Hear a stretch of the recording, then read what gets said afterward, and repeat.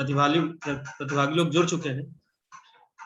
मित्रों, ये हमारा आज का तीसरा सत्र है, दिन 5वां है, आप सब जानते हैं। और इस तीसरे सत्र में मीडिया शिक्षण और उसकी प्रासंगिकता विषय पर आज हमारे बीच हिंदी के वरिष्ठ, बहुचर्चित, श्रुत पत्रकार हमारे बीच मौजूद हैं। और ये मेरा सौभाग्य है कि मैं सर के साथ इस सत्र में आपके सामने हूं। और मैं शुरुआत करने से पहले सर का एक औपचारिक परिचय आप लोगों से कराना चाहूंगा। यद्यपि जब मेरी सर से बात हुई तो सर ने कहा कि देखो, मैं किसी तरह के औपचारिक परिचय के खिलाफ हूँ, इसलिए तुम मुझसे परिचय मांग रहे हो और मैं तुम्हें परिचय दूंगा नहीं, बाकी तुम देख लो, जैसे जो मैनेज कर सकते हो करो। लेकिन फिर भी सर लोग एक ऐसे युग के हैं, एक ऐसे युग से और एक ऐसे अनुभव की दुनिया से संबंध रखते हैं जहां सृजनशीलता और निरंतर काम ज्यादा महत्वपूर्ण होता है बनिस्बत बायोडाटा मजबूत करने के। लेकिन फिर भी जब कोई औपचारिक कार्यक्रम हो तो उसकी भी अपनी एक औपचारिकता होती है, और उसके अंतर्गत मैं सर का आप लोगों से परिचय कराना चाहता हूँ। सर कानपुर में जन्मे, लेकिन लंबा समय इलाहाबाद में गुजारा है सर ने। वही विश्वविद्यालय से सर ने एमए किया। जन आंदोलनों में लगातार हिस्सा लेते रहे, कई बार जेल गए, कई नौकरियां करते छोड़ते दिल्ली पहुंचकर साप्ताहिक हिंदुस्तान के संपादकीय विभाग से जुड़े। कलम से तनिक भी उबे तो कैमरे की आंख में बहुत कुछ देखा। कई बड़े शहरों में फोटो प्रदर्शनी लगाई, मूड आया तो चित्रांकन भी किया। पत्रकारिता में 35 वर्षों से अधिक समय पूर्वोत्तर सहित देश के कई राज्यों में गुजारा है सर ने। गुजरात दंगों की रिपोर्टिंग के लिए पुरस्कृत किए जा चुके हैं। अक्कर बक्कर, तारीफ आपकी जैसे चर्चित नियमित कई स्तंभ लगातार लिखते रहे हैं सर। देश का पहला बच्चों का हिंदी अखबार निकाला सर ने। नेशनल दुनिया अखबार के सर संपादक रहे हैं। पंजाब के आतंकवाद और बिहार के बंधुआ मजदूरों पर बनी फिल्मों के लिए आपने शोध किया है। बसेरा टीवी धारावाहिक के मीडिया सलाहकार रहे। कई बार विश्वविद्यालयों के पत्रकारिता विभाग की विजिटिंग फैकल्टी के रूप में आपने सेवाएं दी हैं, खास करके आईआईएमसी और इलाहाबाद विश्वविद्यालय के पत्रकारिता विभाग को। आपके अब तक कई भाषाओं में आपके उपन्यासों का अनुवाद किया जा चुका है, और आपके उपन्यासों पर कई शोध प्रबंध लिखे जा चुके हैं, जिनमें मुख्य रूप से मैं 5 उपन्यास उनका जिक्र करना चाहूंगा। मुन्नी मोबाइल, तीसरी ताली, देश भीतर देश और सिर्फ तितली तथा ब्लाइंड स्ट्रीट। इनके अलावा कविता, बच्चों की कहानियां और संपादन के बहुत सारे काम सर ने किए हैं, जिससे हिंदी भाषा और साहित्य की दुनिया समृद्ध हुई है। भारत में विज्ञापन नाम से आपकी एक विज्ञापन पर और मीडिया समझिए से संबंधित किताब आ चुकी है, जिसका प्रकाशन एनबीटी ने किया, नेशनल बुक ट्रस्ट ने। खोज इंडिया और जनमत हरियाणा, खोज इंडिया, जनमत हरियाणा टीवी से आप लगातार जुड़े रहे हैं। राजनीतिक और सामाजिक मुद्दों पर बहस के लिए आज तक इंडिया टीवी, एनडीटीवी जैसे चैनलों पर आप लगातार आमंत्रित किए जाते रहे हैं।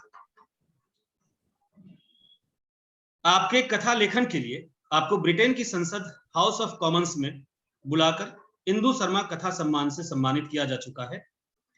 तीसरी ताली उपन्यास के संदर्भ में ऑक्सफोर्ड विश्वविद्यालय ने आपको व्याख्यान के लिए बुलाकर सम्मानित किया हुआ है।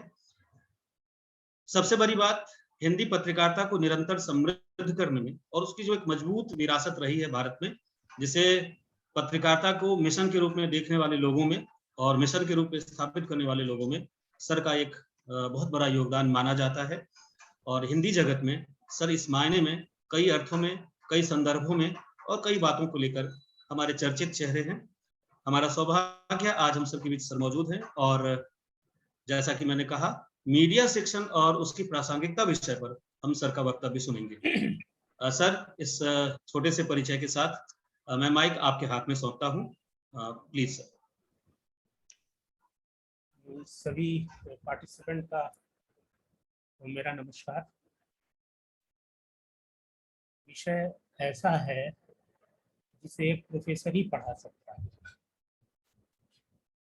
लेकिन जब सवाल प्रासंगिकता का आया है तो उसमें एक पत्रकार का भी हस्तक्षेप जरूरी है, क्योंकि जब हम प्रासंगिकता प्रश्न कहीं जोड़ते हैं तो उसमें शक शुबा जैसा सवाल भी खड़ा हो जाता है।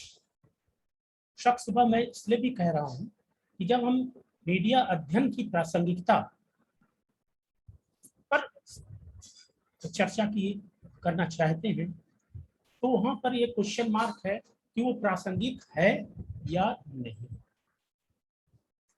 तो मेरा पहला सबसे अहम इस बारे में जवाब है कि मीडिया की जो प्रासंगिकता का सवाल है वो ही अपने सवालों के घेरे में। मीडिया अध्ययन को अगर आप देखें तो बहुत विचित्रताओं से भारतीय समाज में, भारतीय शिक्षण संस्थानों में गुजरा है। और वो दौर भी है, मैं याद करूंगा कि 1970 के दशक से पहले का जो दौर है उसमें पत्रकारिता जैसी पढ़ाई नाम की कोई चीज नहीं होती।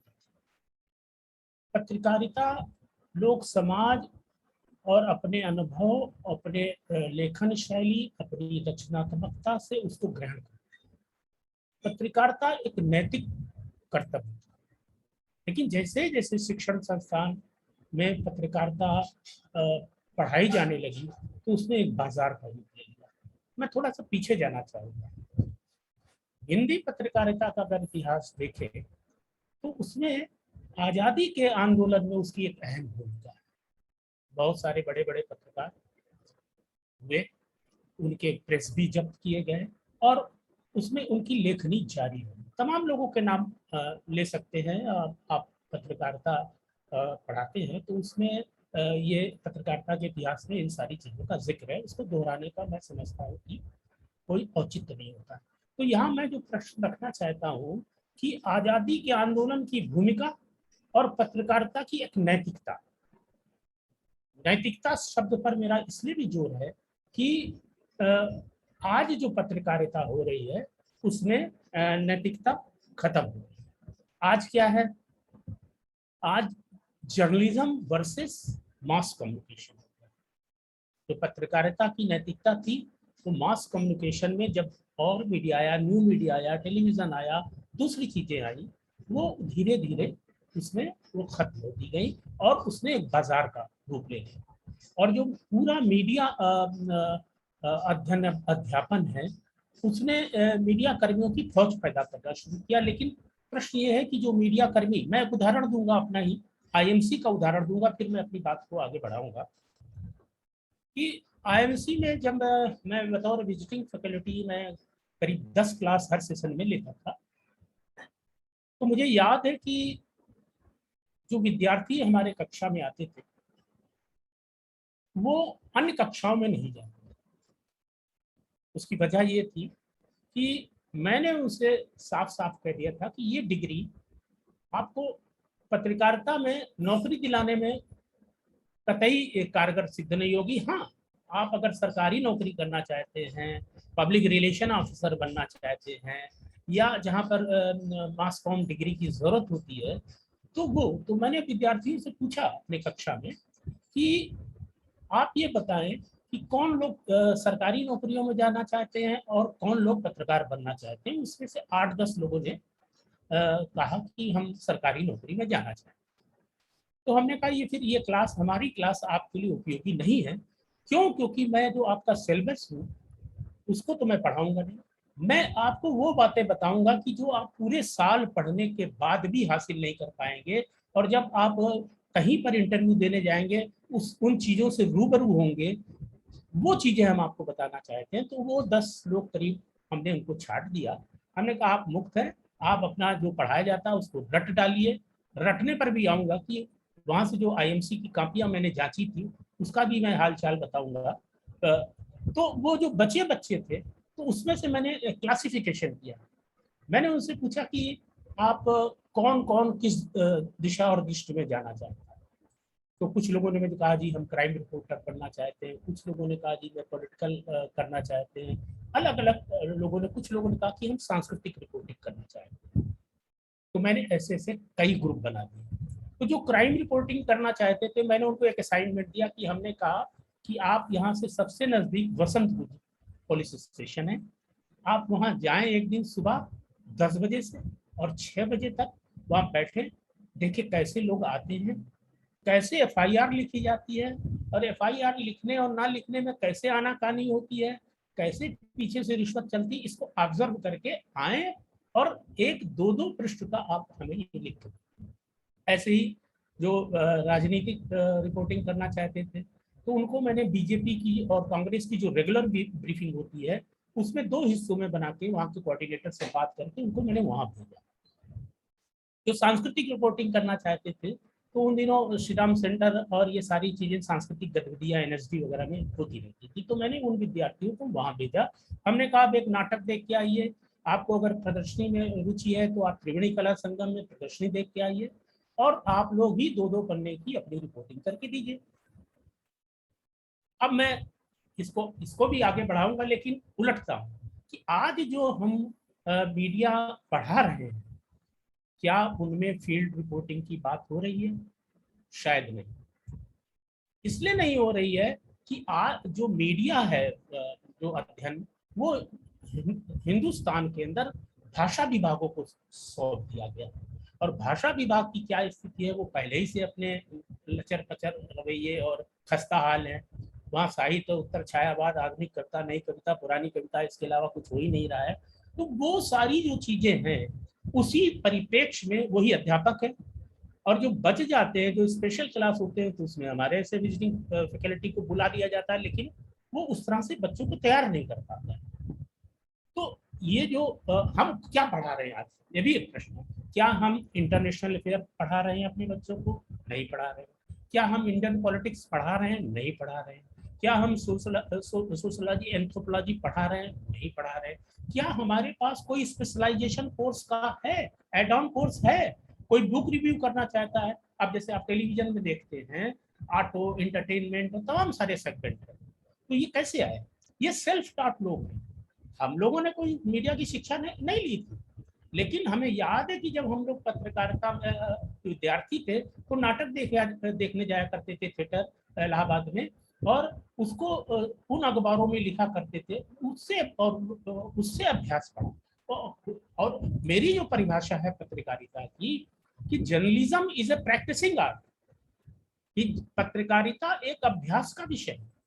मैं इसलिए भी कहता हूँ ये अभ्यास का विषय है कि जैसे हम लोग भी जब नौकरियां करते थे तो छुट्टी में चले गए जैसे 10 दिन, और वापस आए तो एकदम ब्लैंक होता था। अगर घर गए हैं तो घर का वातावरण, पूरी सब्जी और ये मिलना, दोस्त यार, रिश्तेदार, ये सब जहन में रहता।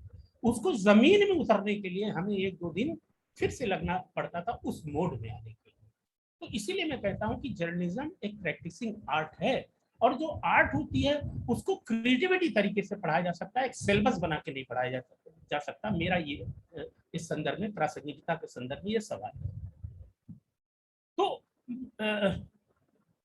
पहले क्या काम होता था पत्रकारिता का?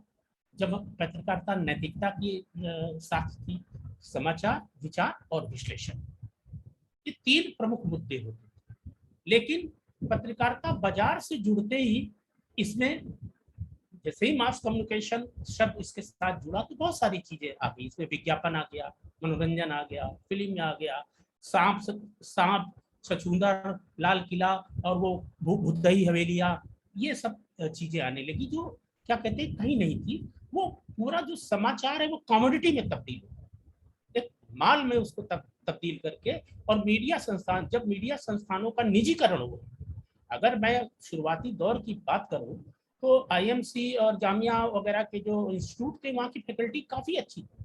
उसमें से जो पहला और मुझे याद है दूसरा बैच तक भी कुछ अच्छे लोग निकले, जिन्होंने कई फीचर फिल्में भी बनाई, काफ़ी अच्छे काम किए। लेकिन उसके बाद इन संस्थानों की भी दुर्गति हो गई, और आज की बात करें तो खस्ता हाल है कि जिस तरह के वहाँ लोग हैं, जिस तरह की फैकल्टी है, ना पढ़ाने से उनको मतलब है, ना लिखाने से मतलब है, उनको नौकरियां कैसे मिल गई ये जग जाहिर है। और ये तमाम कोर्ट से लेकर तमाम इस संदर्भ में विवाद होते रहते हैं।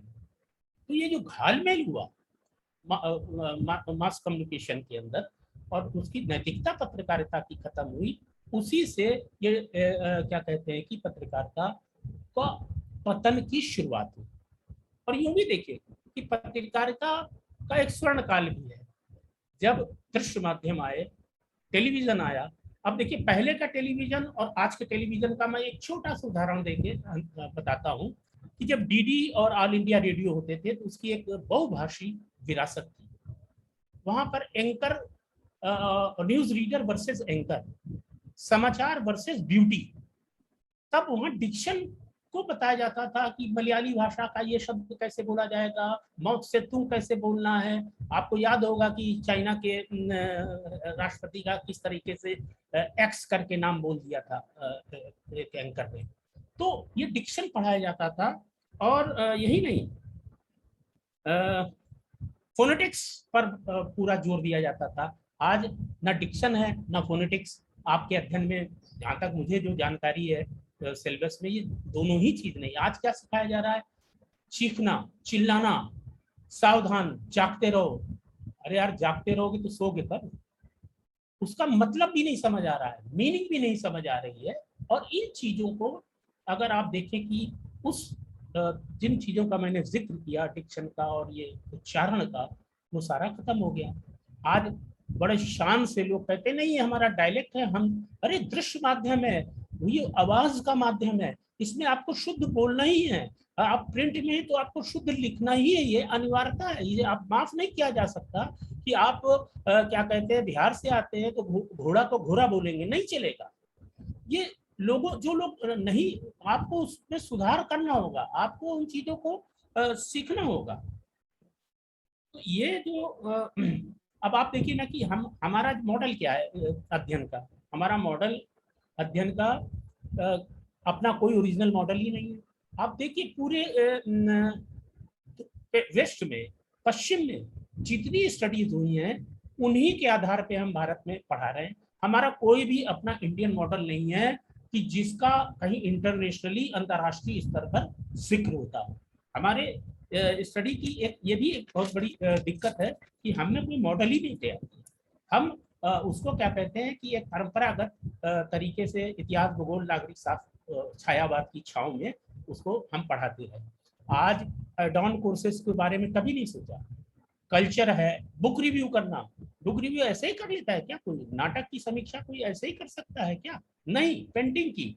तो इसका एडॉन कोर्स नहीं है। और आप पूरे कोर्सेज को देख लीजिए, चाहे आईएमसी हो, चाहे जामिया हो, या देश के अन्य विश्वविद्यालयों में, या जो बड़े बड़े इंस्टीट्यूट खोल दिए हैं, जिम्स, एमआईटी, ये वो, यहाँ पर भी मैं कई जगह फैकल्टी के तौर पर गया हूँ और वहां पर देखा है।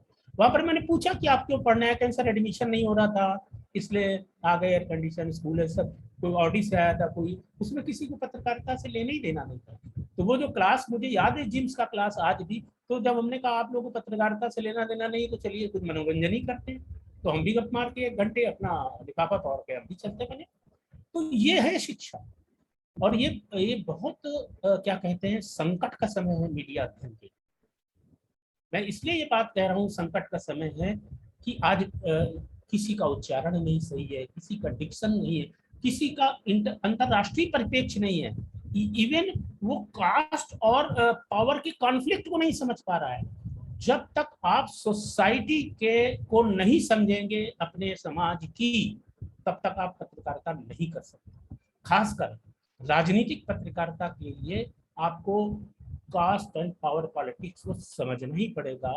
और इसके अलावा भी आपको अंतर्राष्ट्रीय रेफरेंसेस को, तमाम ऐसे जो अध्ययन के क्षेत्र हैं, सोशलॉजी को, ये सब हमारे यहाँ नहीं पढ़ाया जा रहा है। क्यों नहीं पढ़ाया जा रहा है, ये मुझे आज तक नहीं समझ आया।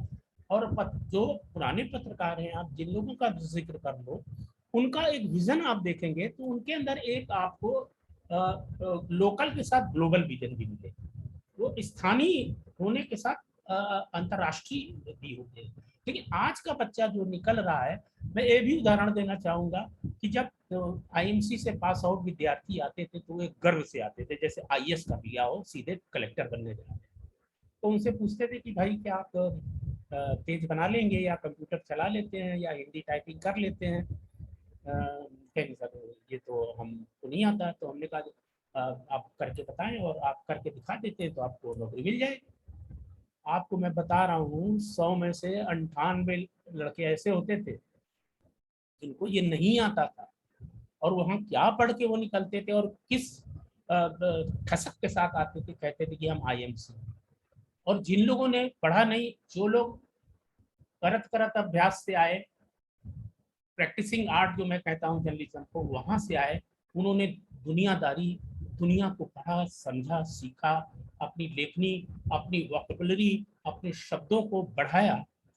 तो ऐसा इस शिक्षा को जब तक आप रोजगार परक नहीं बनाए पाएंगे, डिग्री ठीक है दे दीजिए, उनको लिए ठीक है जो पब्लिक रिलेशन अफसर बनना चाहता है, लेकिन अगर आपको मीडिया कर्मी पैदा करना है और सच्चे मीडिया कर्मी पैदा करना है, तो एक ग्लोबल पर्सपेक्टिव में, एक बड़े पर्सपेक्टिव में आपको अपने अध्ययन जो है वो पूरा सिलेबस है उसको दुरुस्त करना पड़ेगा। ऊपर से नीचे तक जो जर्जर हो चुका है उसको उसके चिंदे चिंदे करके आपको बाहर करना होगा। नई ट्रेंड, अब देखिए जैसे कि साहित्य में भी, अरविंद जी आपसे बात हो रही थी तो मैंने ऐसे ही सवाल उठाया था, तो आपने भी कहा था नहीं अब नई कविता भी पढ़ाई जाने लगी, लेकिन जी सर। बेशक नई कविता पढ़ाई जाने लगी, लेकिन उस पे रीत काल, छाया का छायावाद, इसका इतना बड़ा भौकाल छाया है कि वो हाशिए में है। और हाशिया शब्द इसमें मैं इस्तेमाल कर रहा हूँ कि जो पत्रकारिता है वो हाशियों के लोगों की आवाज, उन हाशिया के लोगों की अगर आवाज नहीं बनती है तो आप पत्रकारिता, उस आजादी के आंदोलन की विरासत वाली पत्रकारिता, नैतिक विरासत वाली पत्रकारिता नहीं कर सकते। आप बाजार की पत्रकारिता कर सकते हैं कि हम फलाने मुख्यमंत्री की जय जयकार करेंगे तो हमें विशेष परिशिष्ट मिलेगा, हमें 2 पेज मिल जाएंगे, हमें 5 मिनट का क्या कहते हैं कि वीडियो मिल जाएगा। हर चीज के पीछे पैसा है। तो ये जो समाचार को माल में तब्दील किया गया, अब आप देखिए ना, लोग कहते हैं जो बिकता है वो छपता है। अरे तो नैतिकता नाम की क्या, जो बिकता है तो फिर अध्ययन अध्यापन की क्या जरूरत है? बहुत लोग हैं। ये एक दौर ये भी है कि जो हमारे से पत्रकार हैं, तो मैं आपको और उदाहरण देता हूँ कि एक बड़े समूह में मुझे संपादक के लिए आमंत्रित किया गया।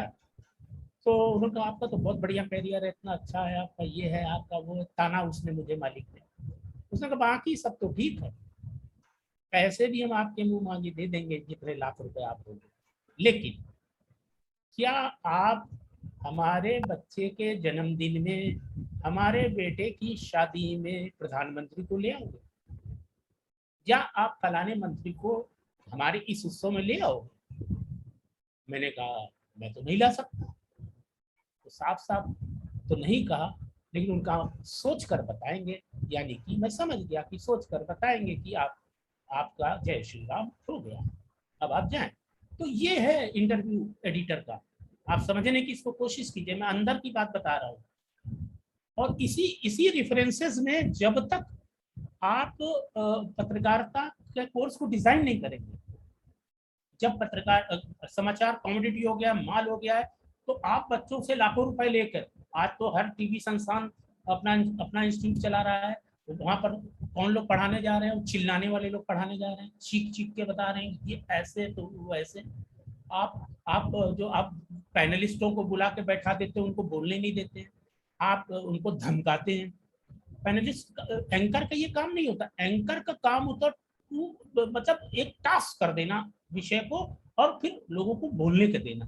आज चूंकि एक एजेंडा लेके पत्रकारिता हो रही है, तो वो जो एजेंडा लेके जब पत्रकारिता हो रही है, तो जो असहमति का दौर है, जो असहमति रखने वाला वक्ता है या असहमति वाली बात कह रहा है, वो नहीं कहेगा आपके सामने, और उसको आप रोकेंगे या उसका माइक म्यूट कर देंगे।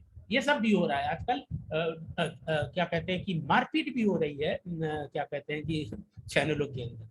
तो मेरा आग्रह सिर्फ इतना है, मैं कोई प्रोफेसर अध्यापक नहीं हूँ, लेकिन मेरा आग्रह ये कि जो कोर्स को बनाया जाए वो आज के संदर्भ में, कि ठीक है ग्लोबलाइजेशन अच्छी चीज है, मार्केट एक जरूरी तत्व हो गया है, लेकिन मार्केट में बाजार के अंदर हम अपना जो विद्यार्थी या जो हमारा हम जिसको पढ़ा रहे हैं, जो मेरा जो मीडिया कर्मी है, उसको किस तरह से तैयार करें, उसको कितना पुख्ता कर दें।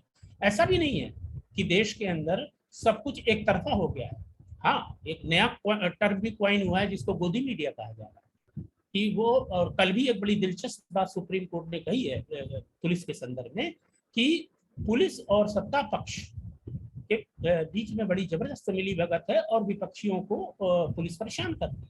ठीक वैसे ही कि आज का मुख्य धारा का मीडिया अपने बाजारी दबाव के चलते वो किस तरीके से सत्ता का पिछलग्गू हो गया और इसीलिए उसको गोदी मीडिया नाम दिया गया। आप अगर पत्रकारिता की जब हम नैतिकता या पुरानी बात करेंगे आजादी की, तो वहां पर प्रतिष्ठान सत्ता के खिलाफ आवाज बुलंद करना पत्रकारिता मानी जाती थी। और इसके लोगों ने कितने पत्रकारों ने, गणेश शंकर विद्यार्थी ले लीजिए, बालकृष्ण भट्ट ले लीजिए, मदन मोहन मालवीय ले लीजिए, कम नाम नहीं है, नाम असंख्य है, लेकिन हमें इन चीजों के बारे में न उस विरासत के बारे में नहीं बताया और समझाया जा रहा है। अब सवाल यह है कि अच्छे मीडिया कर्मी कैसे पैदा किए जाए।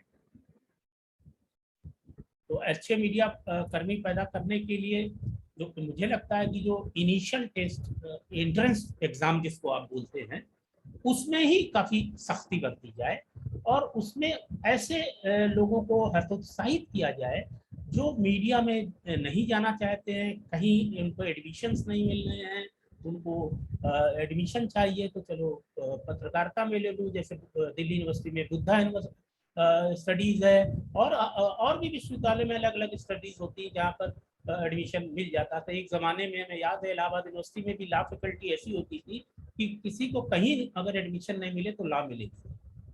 तो ये वहाँ पर चेक एंड बैलेंस का काम करना चाहिए, इंटरव्यू प्रॉपर होना चाहिए और जो रिटन एग्जाम है उसको भी प्रॉपर तरीके से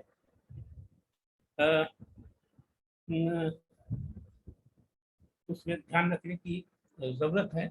और फैकल्टी को, क्योंकि फैकल्टी ही नहीं अभी तैयार है। मुझे लगता है कि मास कम्युनिकेशन पढ़ाने के लिए भी फैकल्टी नहीं तैयार है। वो जैसा मैंने शुरू में भी कहा कि भाषा विभाग के अध्यापकों के हवाले कर दिया गया। तो इसके लिए जो लोग इंटरेस्टेड हैं मास कम्युनिकेशन को, मीडिया को, जर्नलिज्म को पढ़ाने के लिए, उनके लिए बाकायदे 6 महीने साल भर का एक रिफ्रेशर कोर्स होना चाहिए। जैसे कि हिंदुस्तान के जो डॉक्टर्स हैं, डेंटिस्ट हैं, MBBS हैं, वो सीधे अमेरिका में जाकर प्रैक्टिस नहीं कर सकते। वहाँ पर उनको एडिशनल 2 साल और पढ़ाई करनी पड़ती है और जब वो उन एग्जाम्स को पास कर लेते हैं तब वो उस लायक होते हैं कि वो उसको उसमें पढ़ाई वहाँ पर अपनी प्रैक्टिस कर सकें। तो ये पत्रकारिता को आसान सा नहीं समझना चाहिए, खेल की तरह से नहीं। इसका पूरा एक, मुझे लगता है कि एक आमूलचूल परिवर्तन की जरूरत है। और मैं चूंकि पत्रकार हूँ और मैंने चूंकि पढ़ाया भी है कई यूनिवर्सिटीज में जाकर, उन विद्यार्थियों को भी देखा है, बहुतों को मैंने नौकरियां भी दी हैं अपने कार्यकाल में। लेकिन क्या कहते हैं कि एक आमूलचूल परिवर्तन की जरूरत है। ये मैं इसलिए कह रहा हूँ क्योंकि मैं प्रैक्टिसिंग जर्नलिज्म हूँ। अध्यापक अगर लेख लिखेगा तो अगर वो लेख लिख देगा तो हमारी सीमा 1000 वर्ड, वो 5000 का लिखता है, उसमें बिब्लियोग्राफी दे देगा एक पन्नी। तो पत्रकारीय लेखन और शोध का लेखन दोनों अलग हैं। और आज तो बड़ा इस बात का दबाव है कि सीमित क्रिस्प लिखना है। आज डिजाइन ओरिएंटेशन जर्नलिज्म, एक बात और जोड़ देता हूँ, आज डिजाइन ओरिएंटेड जर्नलिज्म है। पहले ऐसा नहीं होता था कि संपादक ने लिख दिया 20 पन्ना तो पूरा सब डिजाइन तोड़ के 20 पन्ना संपादक ही ने लिखा, छाप दिया। नो, मैं आपको उदाहरण देता हूँ दैनिक हिंदुस्तान का। मैं संपादकीय पृष्ठ का इंचार्ज था।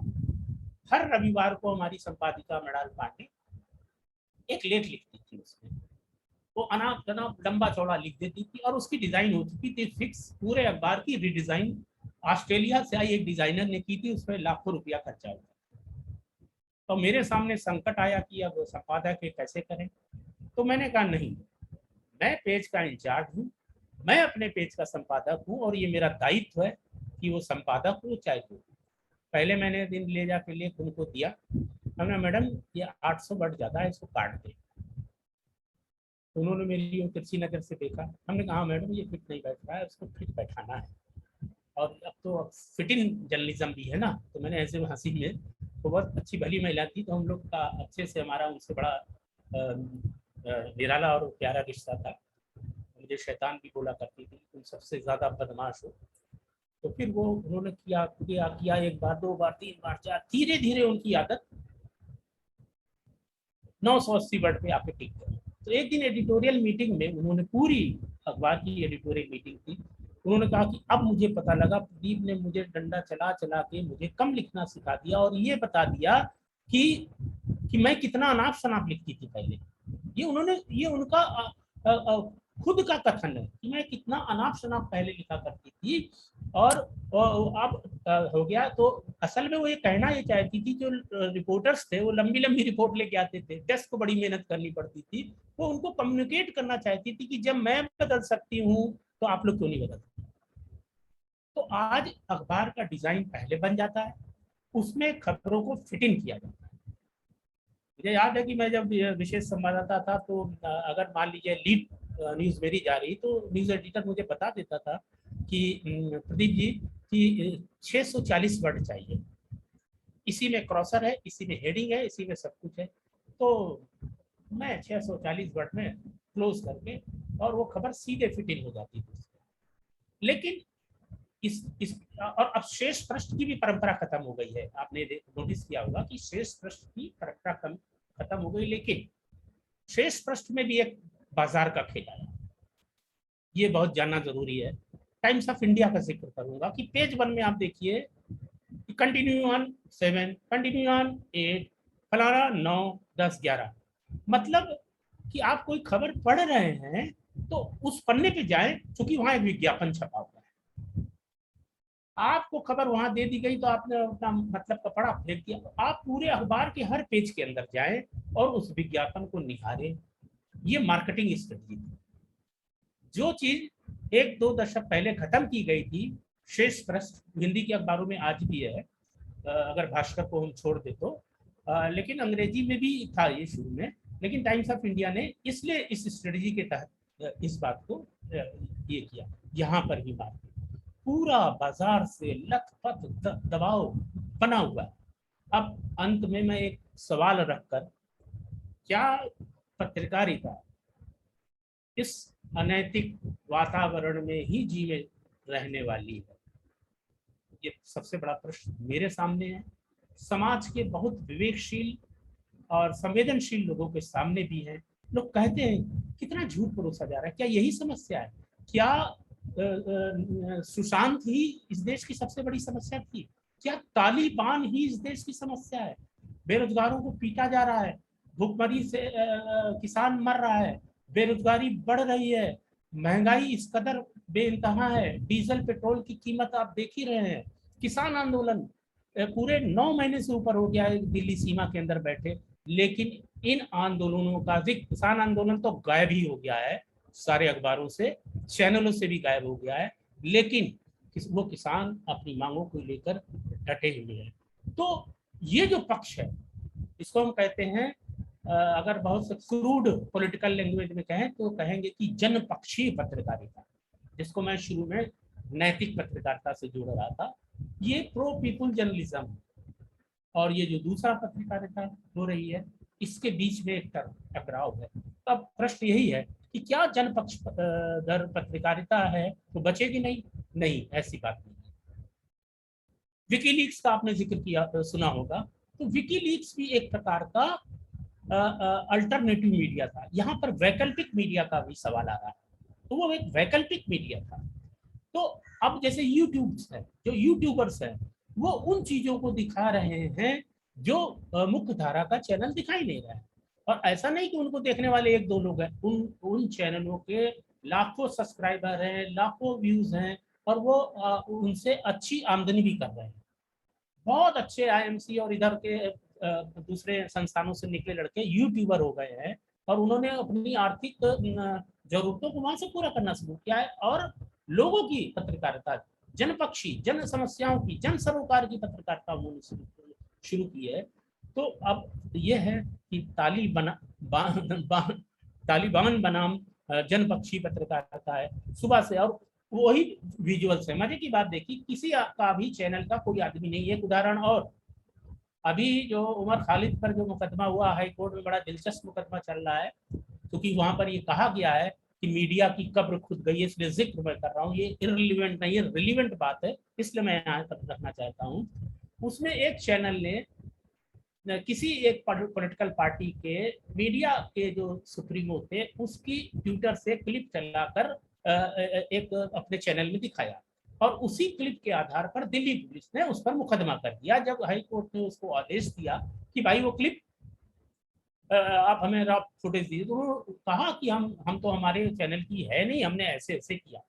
तो आप सोचिए कि हम तालिबान की बात कर रहे हैं, वही बंदूक, वही AK-47, वही गन, वो हम एक हिंसक वातावरण भारत में तैयार कर रहे हैं। ये हिंसक वातावरण नहीं, इसमें पत्रकारिता के पीछे पूरे समाज को, खासकर हिंदुस्तान के 25 करोड़ मुसलमानों को तालिबानी सिद्ध करने की साजिश चल रही है, और एक घृणा पैदा करने की, एक डिवाइड करने की कोशिश ये मीडिया कर रहा है, जो बहुत ही गंभीर सवाल है।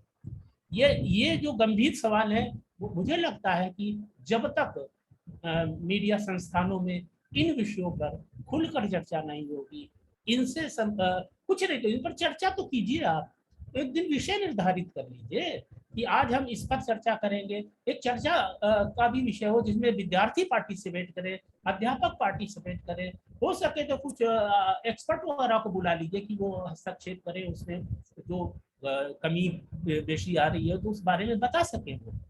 तो ये सारे मैंने बहुत व्यापक संदर्भ में बातें रख दी हैं आपके सामने, और मुझे नहीं लगता है कि आपको पसंद आई होंगी कि नहीं आई होंगी, लेकिन मैं क्या कहूँ कि मैं ऐसा ही हूँ और मेरी सोच ऐसी ही है, और मैं समाज को बहुत गहरे से समझने, उसे पढ़ने, जानने, उसमें हस्तक्षेप, उसमें अपनी भूमिका को तय करने की कोशिश करता हूँ। ये उसी का परिणाम है कि ये मैंने सारी बातें आपके समक्ष रखी। धन्यवाद। बहुत बहुत धन्यवाद सर।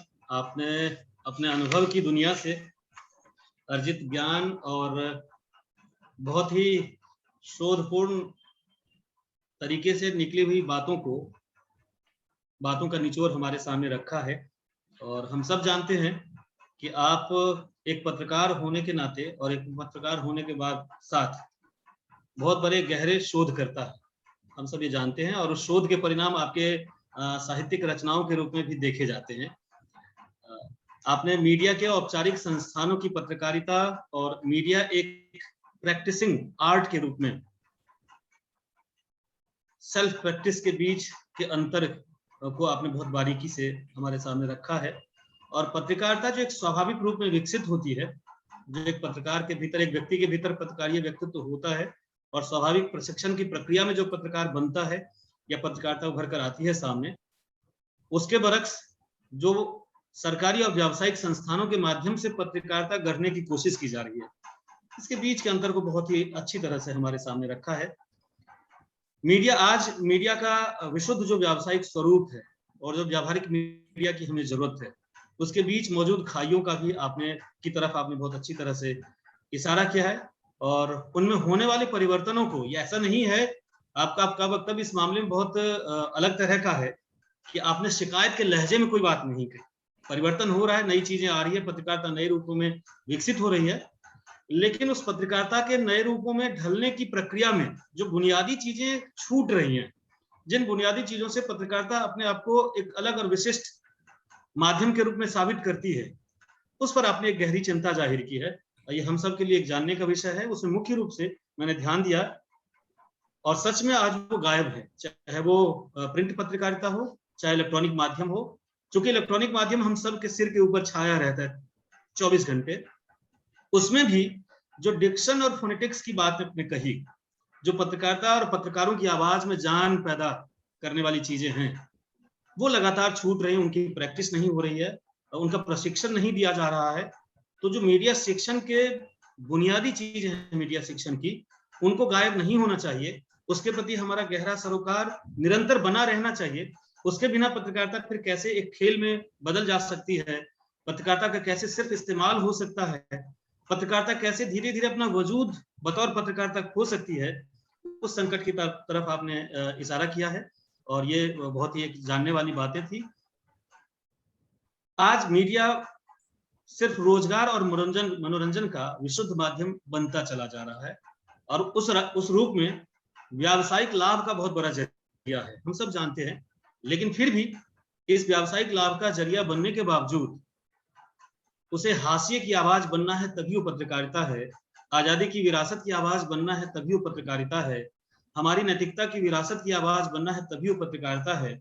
इस चीज को रेखांकित करके आपने मीडिया संबंधी हमारी समझ को फिर से वापस दुरुस्त करने की कोशिश की है, और ये इसके लिए मैं आपका बहुत बहुत ही शुक्रगुजार महसूस करता हूँ। जाहिर है कि आपके अनुभव से जो बातें निकल करके आई हैं, उन्हें किताबों से पढ़ने वाले ज्ञान से उसका अलग प्रभाव होता है, इम्पैक्ट है, और उस रूप में हम किताब बहुत पढ़ सकते हैं, लेकिन पिछले 40 साल पत्रकारिता करते हुए जिन अनुभवों से आप गुजरे, प्रशिक्षण की जिन प्रक्रियाओं को आपने खुद देखा और बनाया और तब्दील किया, उससे निकली हुई बातें सुनना हमारे लिए अलग तरह के का अवसर है। ये इस रूप में आपका बहुत बहुत शुक्रगुजार। मैं मित्रों का प्रश्न लेने से पहले एक प्रश्न, चूंकि आपका मुन्नी मोबाइल जब उपन्यास आया था, हम लोग शायद एमफिल में थे, उस समय उपन्यास आया था और काफी धूम मची थी, विभिन्न पत्र पत्रिकाओं में उसकी समीक्षाएं आई थी, कई चर्चा गोष्ठियां आयोजित हुई, बाद में शोध कितने हुए वो तो आपकी जानकारी में है ही, और शोधार्थियों ने आपको फोन कर करके कितना परेशान किया होगा हम सब जानते हैं, अनुमान लगा सकते हैं।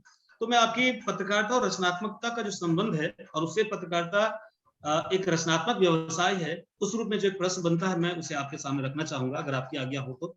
जी प्लीज। जी सर, पत्रकारिता में रहते हुए आप लगातार शोध करते रहे हैं, एक शोध की प्रक्रिया में आपकी पत्रकारिता चलती रही है, और शोध से प्राप्त अनुभव और ज्ञान को आपने फिक्शन में डाला है, जिसका प्रमाण तीसरी तारी और मुन्नी मोबाइल बहुत बड़े प्रमाण है।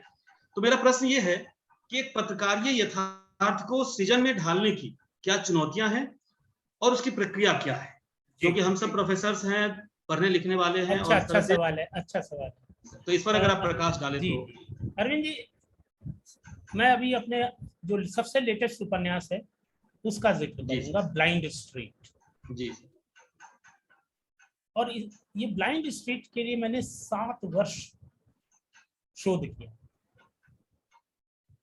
और आपको शायद नहीं पता होगा कि जिस समय मैं शोध कर रहा था तो मैंने दिल्ली विश्वविद्यालय में तमाम अध्यापक ऐसे हैं तो उनको ढूंढा, उसमें मुझे टोटल संख्या प्रोफेसर से लेकर सहायक प्रोफेसर तक 27 ब्लाइंड प्रोफेसर, असिस्टेंट प्रोफेसर मिले।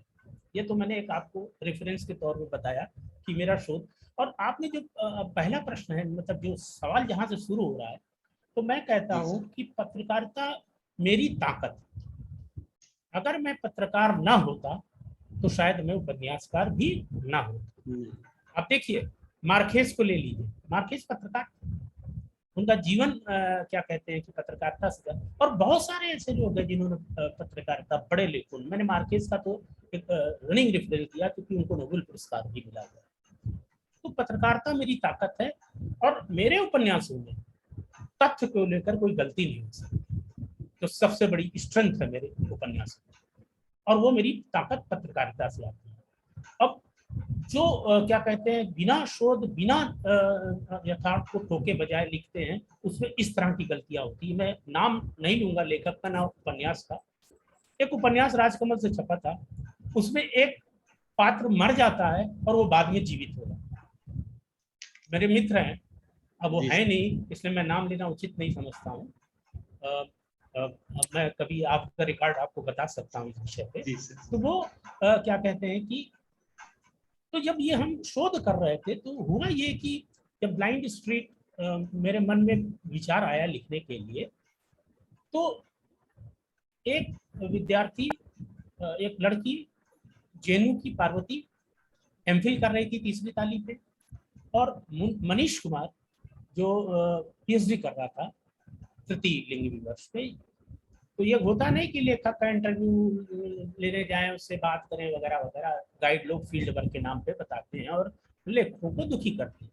खैर, तो वो लोग हमसे मिलने आए, तो मैंने देखा कि उन्होंने कहा आप लोकेशन भेज दिए, एड्रेस भेज दिए, और सीधे घर में आए, घंटी बजाई, हमने उनको बैठाया, और लोग आते थे। हमने कहा यार ये और लोग आते हैं तो पूछते हैं गेट नंबर 2 में आ गए, यहाँ हो गए, वहाँ गए, अब क्या करें।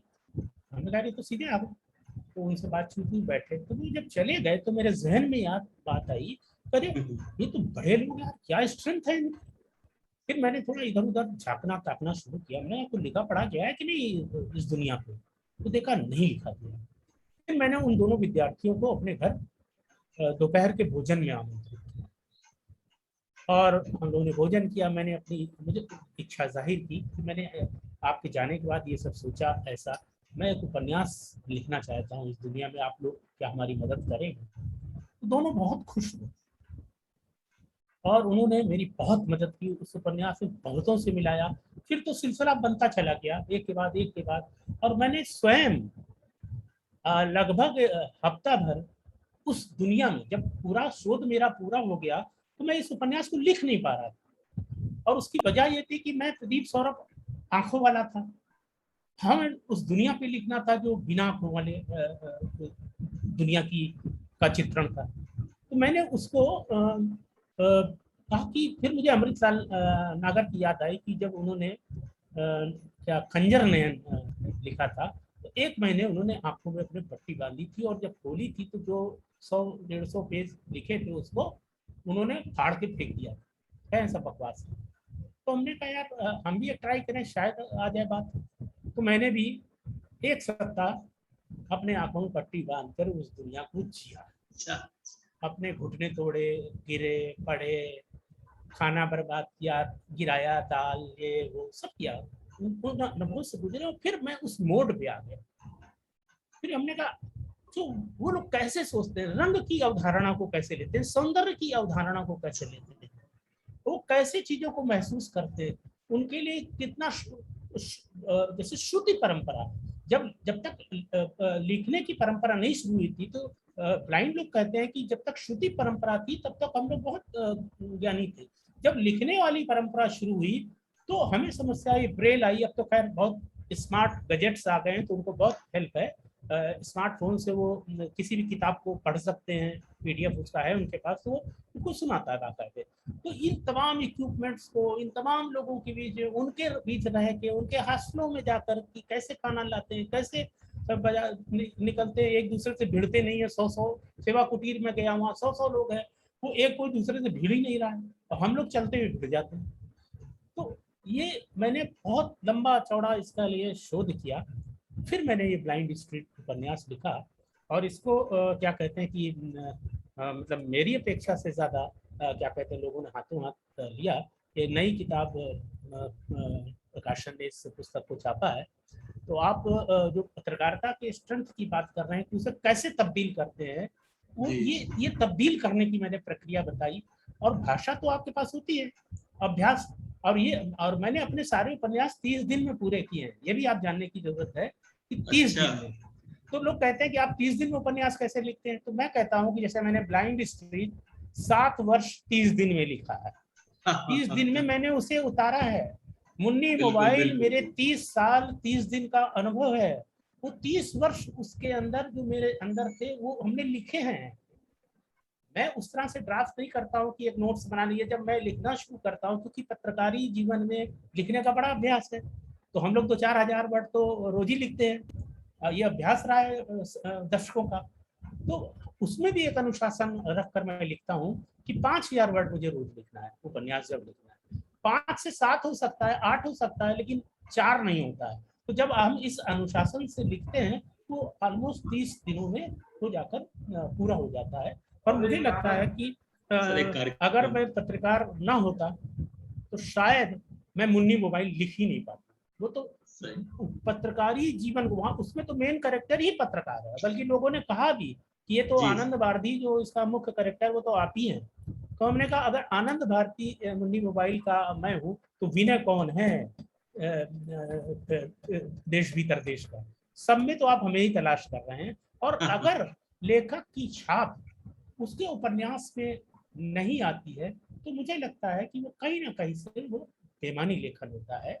और मैं तो शुक्रगुजार हूँ कि मैं पत्रकार हूँ और मैं उपन्यास भी लिखता हूँ। और मैं ये नहीं कहता हूँ कि ये मेरे उपन्यास है, मैं कहता हूँ मैंने ये लिख दिया, मैंने इसको उपन्यास कहा है, आपको स्वीकार करना हो करो, आपको ना करना हो ना करो। मैं इसको उपन्यास कहता हूँ और मैं इनको लेके कहीं घूमा भी नहीं किसी के पास। तमाम कोर्स में भी पढ़ाए जाते हैं, आप परीक्षाओं में भी पूछा जाता है, तो मैं किसी के पास थोड़ा नहीं गया कि भैया मेरा आप कर लो, मेरे ऊपर पीएचडी कर लो, एमफिल कर लो।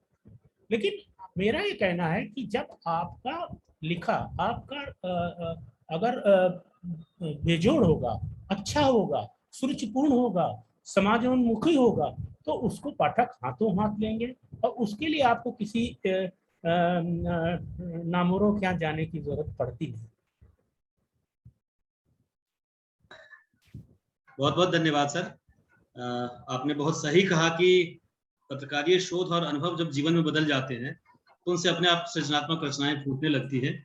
शर्त यह है कि आप अपने पेशे को अपने जीवन के रूप में भी ढालने की कोशिश करें और उसकी इज्जत को, उसके सम्मान को पहले खुद महसूस करें।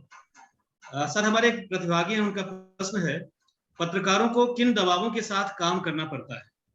आज के समय में पत्रकार राजनीतिक दबावों का सामना कैसे करते हैं? ये एक पत्रकारिता के भीतर की दुनिया से जुड़ा हुआ सवाल है। नहीं नहीं नहीं, मैं बिल्कुल इसका बहुत सही जवाब देने वाला हूँ। पत्रकारों को आजकल राजनीतिक आकाओं से सामना नहीं करना पड़ता है। अब आप कहेंगे ये कैसे हो सकता है? हम लोग को करना पड़ता था। जब हम लोग दौर था तो हम लोग के ऊपर इस तरह का नहीं था कि इसके खिलाफ नहीं लिखना है, उसके खिलाफ नहीं लिखना है, जहां देखा वहीं ठोक देते थे। तो राजनीतिक हमें नाम से जानते थे, और नाम से ही नहीं जानते थे, वो भयभीत भी रहते थे कि यार ये उल्टा पुल्टा ना लिखते। लेकिन आज जो आपने आज का संदर्भ किया, उस आज कोई भी पत्रकार की ये हैसियत नहीं है कि वो राजनेताओं को डरा दे। आज राजनेता पत्रकारों को डराते हैं। वजह कि आज जो सीधा संपर्क है हर संस्थान का राजनेता का मालिकों के साथ हो गया। जब उसने मालिक को ही सेट कर दिया और एक गाइडलाइंस आ गई कि भैया ये नहीं करना है, ये करना है, करने वाली गाइडलाइंस है, नहीं करने वाली गाइडलाइंस 1000 पन्ने की है।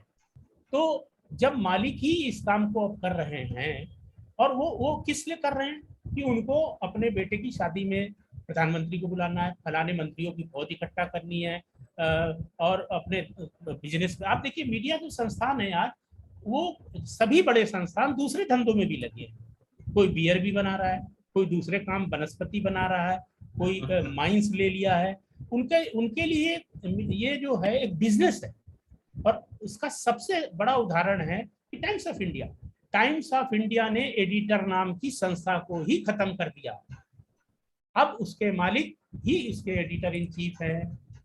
और ये बात उन्होंने बहुत पहले कही थी, लेकिन 10 साल पहले बात कही थी, और तब से करते करते करते करते अंततः ये अभी पिछले 6 महीने पहले ये घटना घटी है।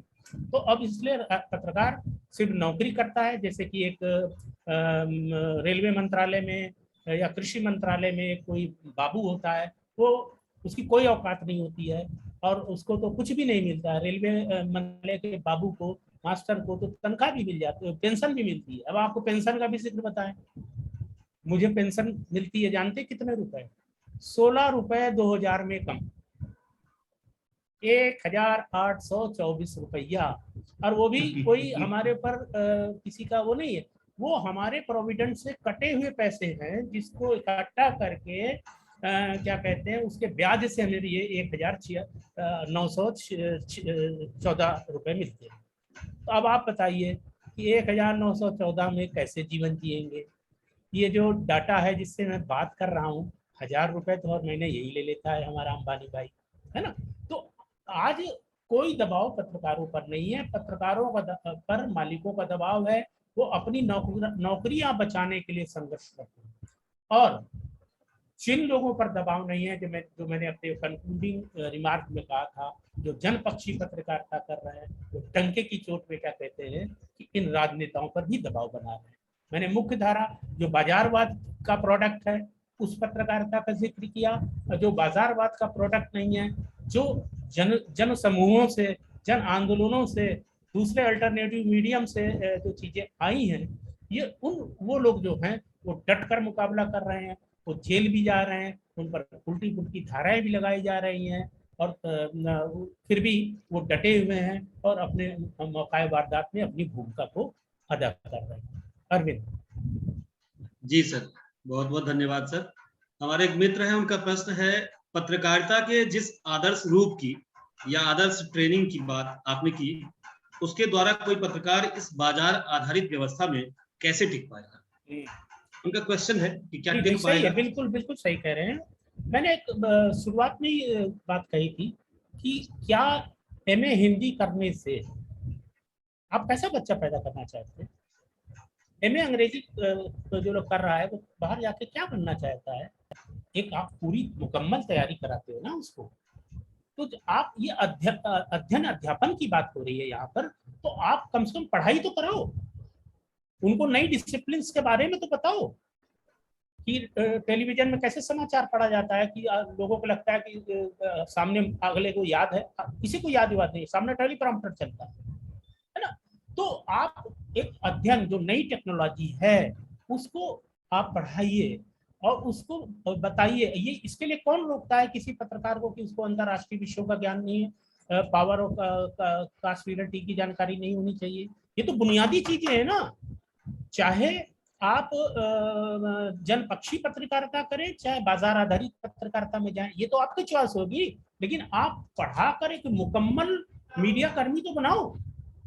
वो नहीं कर रहे हैं आप।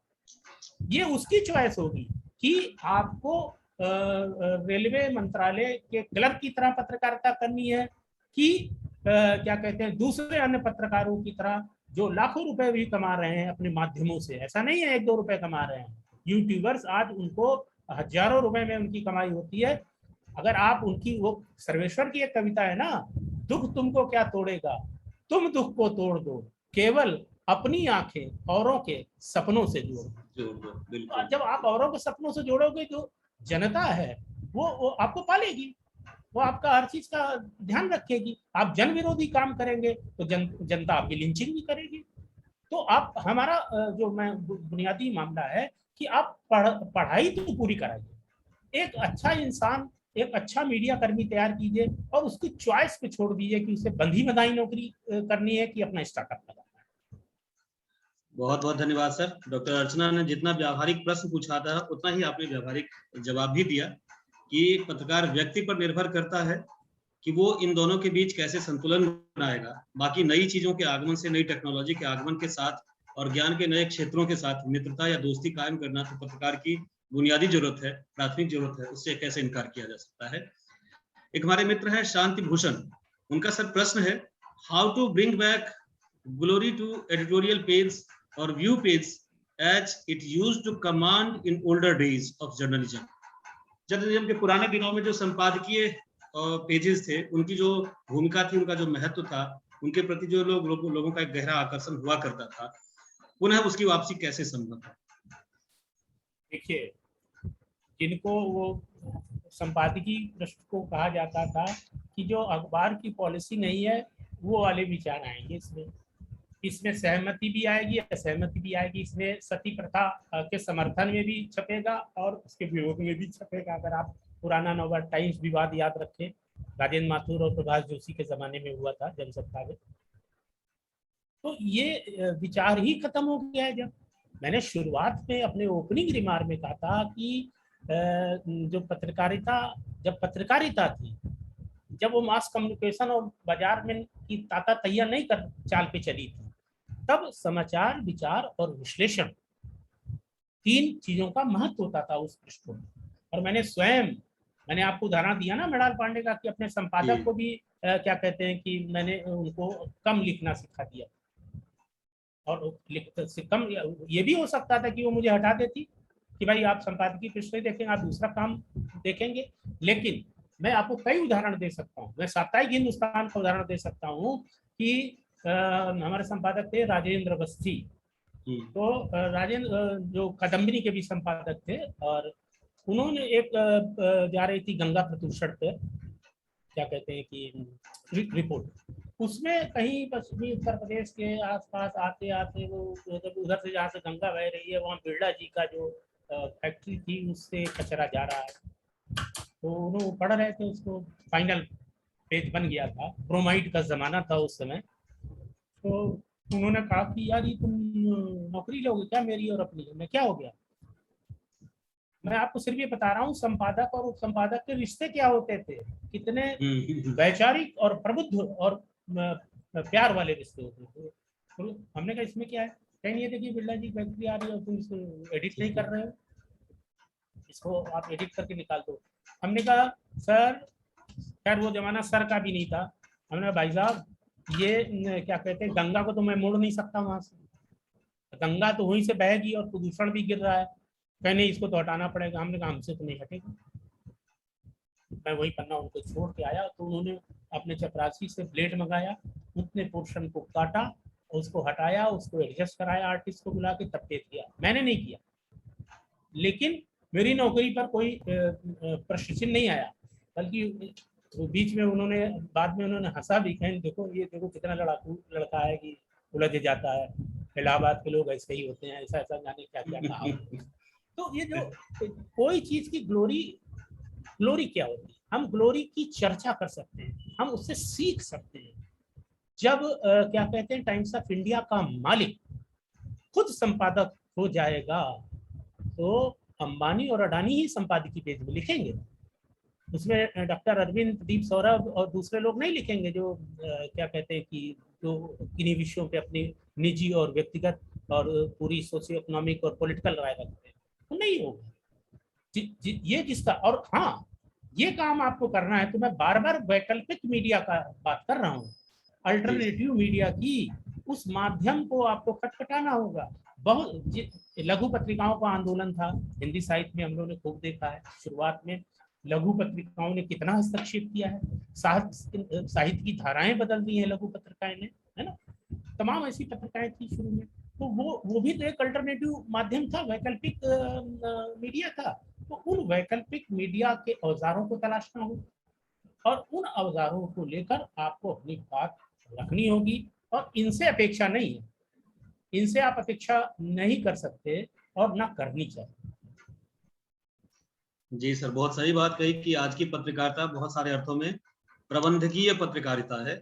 अब पत्रकारिता के डिजाइन को मैनेजर तय करते हैं, तो इन अर्थों में फिर इस व्यावहारिक और व्यावसायिक समझ के साथ ही पत्रकारिता को अलग तरह से सेट किया जा सकता है। एक प्रश्न हमारे प्रतिभागी मित्र अजीत कुमार जी पूछ रहे हैं।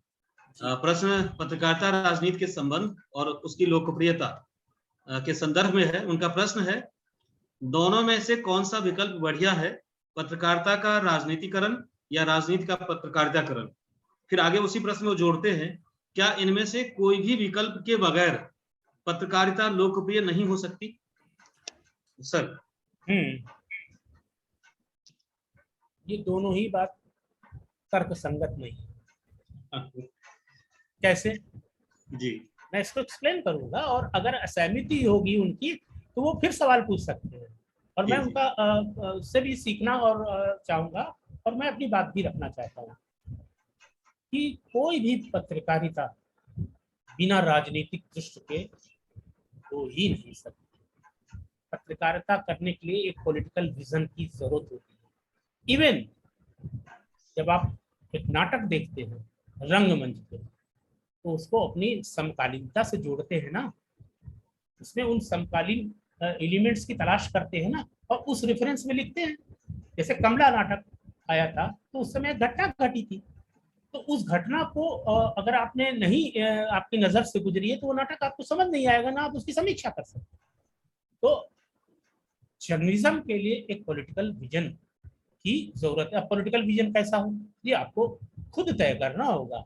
कि जैसे मेरा पॉलिटिकल विजन मेरा बहुत साफ है कि मुझे प्रो पीपुल जर्नलिज्म करनी है। हमारी जो राजनीतिक सोच है वो जनपक्षी है। अब आपको सत्ता पक्षी करनी है तो आप प्रो पावर पॉलिटिक्स कर सकते हो, आपकी पॉलिटिकल विजन अच्छी होगी। आपको जो पेट्रोल और डीजल के बड़े दाम अच्छे लगेंगे, आपको लगेगा कि इससे देश के लाखों लाख लोगों को अनाज मिल रहा है, ये भी एक कुतर्क गढ़े जा रहे हैं। तो इस तरह का कि जो बुरी बातें भी हैं वो अच्छी करके पेश की जा रही है मीडिया में। तो ये आपको तय करना है कि 100 रुपए 500 रुपए का जब आप पेट्रोल भराते हो दिल्ली में, तो 4.94 यानी 5 लीटर का पेट्रोल भी नहीं भरता है। तो अगर ये देश के लिए बहुत बड़ा है तो मैं कहूंगा कि 200 रुपए हो जाना चाहिए कि देश की और कंट्रीब्यूशन करे इस देश की जनता। हमारे पैसों से, टैक्स पेयर के पैसे से अनाज दिया जा रहा है लोगों को। उसमें फोटो किसका छप रहा है, आप देख ही रहे हैं किस तरह का बैग बना गया। करोड़ों रुपए की एक ही योजना की कई बार लॉन्चिंग की जा रही है। तो आपको ये नई योजना दिख सकती है, लेकिन प्रदीप सौरभ को नई योजना नहीं दिखेगी। हम इसकी खाल उधेड़ेंगे कि ये योजना ही ऐसे चलाई गई, इसमें प्रचार पे अब इतने करोड़ों रुपए खर्च कर दिए गए जनता के पैसे की, मैं उसकी धज्जी उड़ाऊंगा। ये पत्रकारिता का राजनीतिकरण, राजनीति की पत्रकारिताकरण, ये घालमेल है। सीधे विजन की बात करो, बिना पॉलिटिकल विजन ना तो आप बुक रिव्यू कर सकते हो, ना क्या कहते हैं कि पेंटिंग एग्जीबिशन का रिव्यू कर सकते हो। एक विजन तो चाहिए। ए पॉलिटिकल आदमी कुछ नहीं कर सकता, ए पॉलिटिकल कुछ होता नहीं है। और इसलिए भी नहीं होता ए पॉलिटिकल कि ए पॉलिटिकल लोगों का भी एक ग्रुप होता है, वो भी टाइप ऑफ ए ग्रुप होता है, वो भी एक ग्रुप है, एक तरह की विचारधारा ए पॉलिटिकल लोगों की। तो आपको अपने अध्ययन अध्यापन से, शिक्षा से, समाज से ये तय करना है कि आपको क्या करना है। भाई हम शिक्षा का क्या रोल है कि हमारी बुद्धि का विकास हो, हम एक अच्छे मतलब पढ़े लिखे, समझदार, सुसंस्कृत, सुरुचिपूर्ण व्यक्ति बने। शिक्षा का तो यही काम है जहां तक मैं समझता हूँ। और वो अलग बात है कि बहुत सारे शिक्षित लोग क्या कहते हैं बहुत बुरे बुरे काम करते हैं, वो एक अलग विषय है, लेकिन उनकी संख्या नहीं है। लेकिन एक शिक्षा की एक भूमिका है। जैसा कि आपके प्रिंसिपल साहब शुरू में कह रहे थे मिस्टर झा कि कुछ नहीं से कुछ जरूरी है।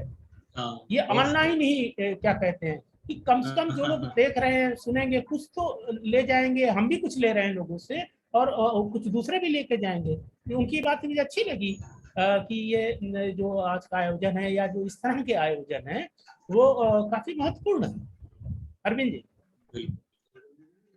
जी सर, आपकी बात राजनीति पर जितने सही तरीके से आपने बात कही, भारतेंदु की पंक्ति याद आती है। भारतेंदु ने कहा था, आज से लगभग अब 150 साल होना चाहिए उस समय को, राजनीति समझे सकल बूझे तत्व विचार। आधुनिक युग में जो राजनीति की समझ रखेगा वही आधुनिक युग के तत्व विचार को, जगत विचार को ठीक ठीक समझ सकता है। तो बहुत सही बात कही थी उन्होंने। और अमूमन ये एक प्रवृत्ति देखी जाती है समाज में कि जैसे सब कुछ जो गलत हो रहा है वो राजनीति के द्वारा हो रहा है, और जो अच्छा हो रहा है गैर राजनीतिक लोगों के द्वारा हो रहा है। ये जो थोड़ा विरोधाभासी समझ है, उसके दुष्परिणाम स्वरूप कई बार ऐसे सवाल पैदा होते हैं कि शायद हम राजनीति, पत्रकारिता में जा रहे हैं, शिक्षण में जा रहे हैं, किसी अन्य विधा में जा रहे हैं कामकाज के, तो वहां राजनीति से बचकर रहेंगे तो शायद ठीक काम कर पाएंगे। जबकि आपने सही कहा कि आपके भीतर एक पॉलिटिकल अंडरस्टैंडिंग तो होनी ही चाहिए। फिर आप पक्ष किसका लेंगे नहीं लेंगे वो एक आपका अपना निर्णय होगा, विवेक पर डिपेंड करता है। बिल्कुल बिल्कुल। लेकिन आप बिना राजनीति के आप एडजस्ट करते हैं और बिना राजनीति की दुनिया चलेगी, ये परिकल्पना ही अपने आप में एक सवाल के घेरे में आ जाता है। आपने राजनीति पर इतनी अच्छी बात कही। अनुज लोगों जी हमारे एक अन्य प्रतिभागी मित्र हैं, उन्होंने आपके व्याख्यान की प्रशंसा करते हुए कहा है कि आपने सर ऐसे समय में एक साहसिक व्याख्यान दिया है। आज सरोकार की पत्रकारिता की बात कम दिख रही है, ऐसे में आपको सुनना सुखद रहा। उनकी एक जिज्ञासा है सर जी, आज सत्ता सरकार नीतियों की आलोचना पर कहीं ना कहीं रोक लगाई जा रही है, क्या यह अभिव्यक्ति की आजादी पर अप्रत्यक्ष रूप से प्रतिबंध नहीं है? ये अपने आप में एक राजनीतिक सवाल जैसा दिख रहा है। फिर से एक बार पूछिए जरा। उनका प्रश्न है कि सर आज के समय में सरकार से जुड़ी नीतियों की अगर आलोचना की जाती है, सत्ता की आलोचना की जाती है, तो कहीं ना कहीं लगातार रोक लगाने की, प्रतिबंधित करने की कोशिश चल रही है। व्यक्ति की स्वतंत्रता पर यह किस तरह का अप्रत्यक्ष रूप से प्रतिबंध है, ये पूछना चाहते हैं। जी जी, देखिए कि लगाने की कोशिश नहीं चल रही है, शानदार तरीके से चल रही है। और यही नहीं, जो दूसरे अल्टरनेटिव मीडियम्स हैं, यूट्यूब वगैरह को भी धमकाया जा रहा है कि जो वहां पर लोग सक्रिय हैं सरकार विरोधी, उनके अकाउंट डिलीट कराए जा रहे हैं, उनके वीडियो को हटवाया जा रहा है। यही नहीं, आप तो कोई पोस्ट अगर सोशल मीडिया में लिख रहे हैं तो 10 लोग घेर के वो आप पर चपट जा रहे हैं एकदम। तो ये एक टाइप ऑफ अनअनाउंस्ड इमरजेंसी है। मैं ये कहूँगा ये अघोषित आपातकाल है इस समय। और इस अघोषित आपातकाल में क्या कहते हैं कि जो भूमिका घोषित आपातकाल के समय थी, किस तरह से हम लोग पर्चे लिखते थे, लोगों के घर में डालाते थे, कैसे किताबें बस स्टैंड में छोड़ाते थे, उस समय भी हुआ। और आज अघोषित है। आज सेंसरशिप दूसरे तरह की, मैंने कहा ना कि आज मालिकों को ही खरीद लिया गया, किसी संस्थान में प्रतिबंध लगाने की जरूरत नहीं, मालिक खरीद लिया कि आपको नौकरी करनी है तो ये करना होगा। अब आप देखो ना कैसे चिघाड़ चिघाड़ कर लोग क्या कहते बोलते हैं, फलाने फलाने मोदी, तो फलाना है तो मुमकिन है, सब मुमकिन ही हो रहा है। आज अभिव्यक्ति की आजादी सचमुच खतरे में है, और हमारी ही नहीं, पत्रकारों की नहीं, प्रोफेसरों की भी आजादी खतरे में है। देखिए ना कि क्या कहते हैं कि प्रोफेसरों को भी गिरफ्तार किया जा रहा है। आप ही की यूनिवर्सिटी के अपूर्वानंद है, उन पर भी केस चल रहा है, वो साई जो है उन पर भी क्या कहते हैं केस चल रहा है। ऐसा नहीं, हर क्षेत्र में जहां जो बोल रहे हैं, जहां जो सच कहा जा रहा है उसको रोकने की कोशिश की जा रही है। लेकिन सच एक ऐसी कीली है, वो किसी भी करवट बैठोगे तो चुभेगी जरूर, कोई ना कोई उस कीली को लेकर आ जाता है। और सच जो है वो मरता नहीं है, सच मरने वाली चीज नहीं है। सच है तो दुनिया है, और सच बड़े बड़े तानाशाह है दुनिया में। आप देख लो ना कि कौन हिटलर ने तो गोली मार ली थी अपने को, उस उल्ली को ले लीजिए, कितने नाम गिना दें, कोई आजीवन पट्टा लिखा के नहीं आता है। और हिंदुस्तान की खास बात यह है कि जब ऐसे खतरे समाज में आते हैं तो विदाउट ब्लड सेट, बिना रक्त क्रांति के वो तख्ता पलट देती है। श्रीमती इंदिरा गांधी को पलट दिया था तख्ता, इतनी लोकप्रिय नेता थी अंतर्राष्ट्रीय स्तर पर, उनका मान था, अब अमेरिका और तमाम लोगों को उसने झुका दिया था। लेकिन जब समय आया जनता ने उसको जवाब दिया। और लोग अब जैसे एक समय एक और प्रश्न, चूंकि पॉलिटिक्स पे बात हो रही है, कि लोग कह रहे विपक्ष कहाँ है, फलाना आदमी तो फलाने का विकल्प नहीं हो सकता। नो, विपक्ष कहीं नहीं होता है, विपक्ष जनता होती है। आप हिंदुस्तान की आजादी के बाद के सारे आंदोलनों के इतिहास को अगर देखोगे तो उनको लीड जनता ने किया है, युवाओं ने किया है, नौजवानों ने किया है। चाहे जेपी आंदोलन ले लीजिए, चाहे इमरजेंसी का आंदोलन ले लीजिए, लोगों ने उसको लीड किया है, पब्लिक ने उसको लीड किया है, बाद में राजनीति। और दिलचस्प बात तो यही है कि जब जनता पार्टी की सरकार पहली बार कांग्रेस को हटा के बनी, गैर कांग्रेसी सरकार, उस समय जनता पार्टी का गठन ही नहीं हुआ था। ये बहुत महत्वपूर्ण ऐतिहासिक जानकारी मैं दे रहा हूँ कि उस पार्टी का गठन नहीं हुआ था, और सरकार बनने के बाद विधिवत जनता पार्टी का गठन हुआ था, अधिवेशन हुआ था, प्रथम अधिवेशन। तो विकल्प जनता होती है, इसलिए घबराए ना कि फलाने का फलाना विकल्प नहीं है। बस सोचते रहिए, पेट्रोल भराते रहिए 100 रुपए, और देशभक्त है तो 200 रुपए आप एक्स्ट्रा दे दें, 100 रुपए, और अगर देशभक्त नहीं है तो 100 रुपए में ही आप अपना काम चलाते हैं। बहुत बहुत धन्यवाद सर। आपकी बातों से स्पष्ट ये जाहिर हुआ कि पत्रकारिता और व्यवस्था के बीच, सत्ता के बीच निरंतर एक विरोध का संबंध बना रहा है, और हर समय में। अरविंद जी एक बात, पत्रकारिता का मूल चरित्र ही विरोध है। जी सर, जी सर। इसको डॉक्ट्रिन मान लीजिए, सिद्धांत मान लीजिए, सिद्धांत मान लिया जाए कि अगर आप उस प्रतिष्ठान विरोधी नहीं है, मैं तो सत्ता को भी हटा दे रहा हूँ, प्रतिष्ठान विरोधी नहीं है, तो आप उस विरासत के हिस्सेदार और भागीदार और उस विरासत को बढ़ाने वाले हो ही नहीं सकते। जी सर, तो पत्रकारिता का मूल सिद्धांत, पहला सिद्धांत विरोध है। दरअसल सर, इन सवालों का एक गहरा संबंध आज उस पक्ष से है जिसका आपने शुरू में जिक्र किया, कि आज बहुत बड़ी संख्या है पत्रकारों की जो रोजगार की तलाश में, प्राथमिक तौर पर रोजगार की तलाश में पत्रकारिता के क्षेत्र में जाते हैं। तो उनके लिए गहरा सवाल रहता है कि अगर मैं विरोध और आलोचना के स्वर में पत्रकारिता करूं तो मुझे सबसे पहले जॉब से निकाल दिया जाएगा। तो एक संकट उनके मन में हमेशा बना रहता है, और जिसके बारे में आपने बहुत सफाई से बात कही। हमारे एक मित्र हैं भुवनेश शर्मा, उनका सवाल पत्रकारिता और नैतिकता से जुड़ा हुआ है। आपने अपने व्याख्यान के शुरुआत में ही ये बात कही थी कि विश्व पत्रकारिता और भारतीय पत्रकारिता की अपनी एक लंबी और मजबूत नैतिक विरासत है। उस नैतिक विरासत से आज हम बहुत कुछ डगमगा रहे हैं। उसी संदर्भ में इनका सवाल है कि how can we make balance between ethics and journalism, पत्रकारिता और नैतिकता के बीच हम कैसे आज एक संतुलन बना सकते हैं। जी देखिए, जब न्यूज कम्युनिटी में तब्दील हो चुकी है, मीडिया संस्थान एक पैसा कमाने की का उद्योग हो चुका है, अब हम मीडिया इंडस्ट्री कहते हैं। तो जो मिशन उशन शब्द होता था ना आजादी के जमाने में, सब गायब है। जब इंडस्ट्री कोई लगाएगा, ठीक है, और जी अपना पैसा इन्वेस्ट करेगा तो प्रॉफिट के बारे में सोचेगा। ये उद्योग का मूल चरित्र होता है। उद्योग घाटे में नहीं चलते। तो मीडिया इंडस्ट्री है, ए से बी या सी ने उसमें पैसे लगाए हैं, वो कमाना चाहता है। तो जब कमाना चाहता है तो वहां पर नैतिकता कोई नहीं काम करती है। नैतिकता परे रख के कमाया जाता है। उद्योग क्या है, नैतिकता का नाम कोई चीज ही नहीं होती है ना। तो और मैं बार बार सवाल वो कह रहा हूँ कि, और वो शायद कम्युनिकेट नहीं कर पा रहा हूँ मैं, कि नैतिकता दिखाने वाली पत्रकारिता हो रही है, उसको देखिए जाकर। बहुत सारे पत्र पत्रिकाएं विभिन्न अंचलों से निकल रही हैं, अखबार निकल रहे हैं, जो क्या कहते हैं कि अपने मूल धारा और मूल चरित्र पे कायम है। लेकिन ये जो 24 घंटे की टीवी वाली आंधी है ना, इसका जो व्यूवरशिप है ना, बहुत थोड़ा है। हिंदुस्तान 130 करोड़ लोगों का है। आप शहर में बैठ के 24 घंटे आप देख रहे हैं, वो चिल्ला रही है, वो चिल्ला रहा है, और वो हो रहा है।